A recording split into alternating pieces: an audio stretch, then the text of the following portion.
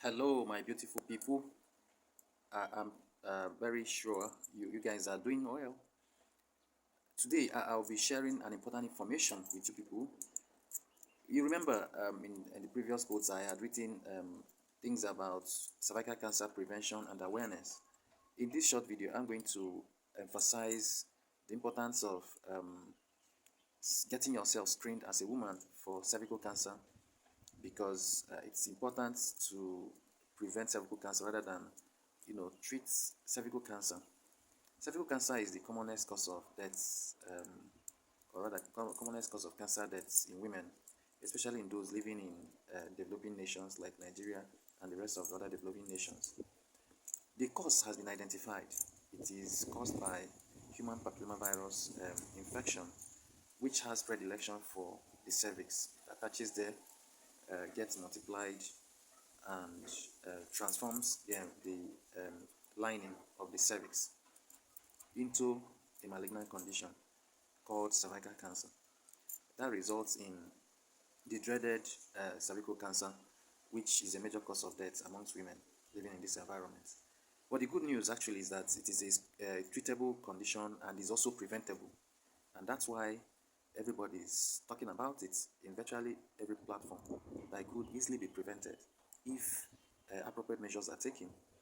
What are the appropriate measures? The World Health Organization has identified that if children, female children between 9 to 14 years are given a vaccine called human papillomavirus vaccine, that it could prevent them from developing cervical cancer in future, because that builds their immunity against the human papillomavirus infection, which I had said earlier is responsible for the causation of cervical cancer. That's number one. Number two is that women who have been exposed to sexual activity or who are up to 20 years and above should begin to screen their cervices for premalignant changes that are treatable. It is such that such premalignant changes can be treated such that the woman will now be prevented from going ahead to develop cervical cancer. This is very important in the sense that at either lower stages, cervical intraepithelial neoplasia 1, 2, or 3, treatment can be offered through various means that are readily available in various hospitals in Nigeria, so and other developing nations. So these are means through which cervical cancer can be prevented through early detection.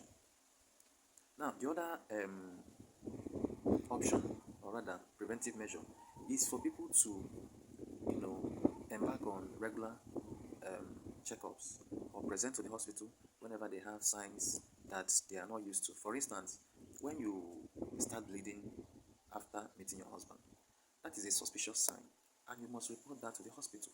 It could be a sign of cervical cancer, and it could be an early cervical cancer. If you start having foul smelling vaginal discharge that is usually colorless but foul smelling, please report to your doctor. That could be a sign that you're having cervical cancer, and treatment could be offered early enough to prevent further damages or further complications.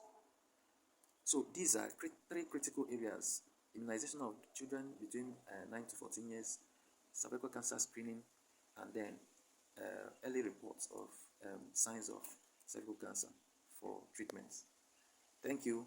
Follow my page, live stream, Specialist Hospital and Fertility Clinic. We discuss reproductive health issues, we discuss gynecological issues, and we give you suggestions on what to do if such arises. Thank you. See you in the next one.